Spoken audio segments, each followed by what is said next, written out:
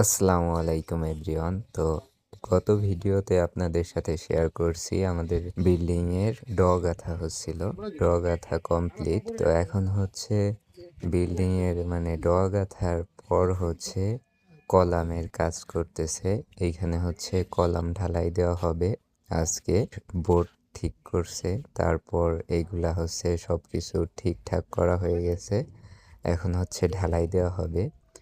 আর এইগুলা হচ্ছে কলামগুলা মানে আগে থেকে ঢালাই দেয় নাই, কারণ এখন ঢালাই দিলে হচ্ছে ডোয়ার যে ইটগুলা আছে ওই ইটগুলার সাথে ভালোভাবে মানে অনেক শক্ত হবে কলামগুলা। ওই ডোয়ার ইটের সাথে ঢালাই সংযুক্ত থাকবে।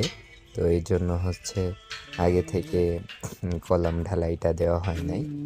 তো এখন হচ্ছে মোটামুটি অনেকগুলা কলামই করা হয়ে গেছে। এই কাঠগুলো বসানো কমপ্লিট হয়ে গেছে। তো এইটা কিভাবে বসাই সেটাই আপনাদের আমি মানে এই একটা ভিডিও করছি। এই জন্য এটা কিন্তু বসাইতে অনেকটাই মানে কষ্ট বা মাপঝোপের বিষয়। একা বেঁকা হয়ে গেলে তো কলমও একা বেঁকা হয়ে যাবে। তো এই জন্য হচ্ছে ঠিকঠাক করে বসাচ্ছিল।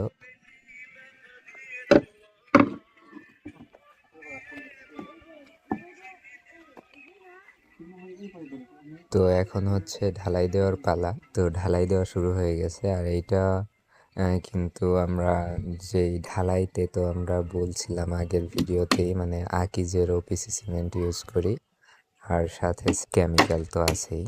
তো এইগুলা হচ্ছে ঢালাই দেওয়া হচ্ছে।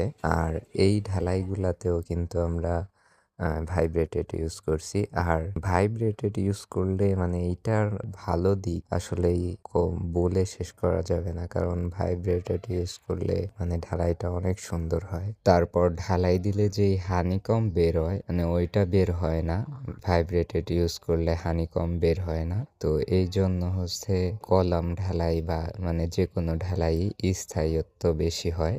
তো এই জন্য ঢালাইতে ভাইব্রেটেড ইউজ করা এটা সবচাইতে জরুরি আমার মনে হয়।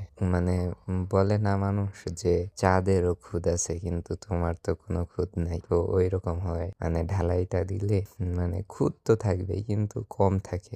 আর পরবর্তী ভিডিওতে আমরা দেখব মানে কলম ঢালাইয়ের কাজ। তো ওই ভিডিওগুলো পেতে অবশ্যই আমার চ্যানেলটি সাবস্ক্রাইব করবেন। তো এই ছিল আজকের ভিডিওগুলো ভালো লাগলে অবশ্যই লাইক, কমেন্ট এবং শেয়ার করবেন।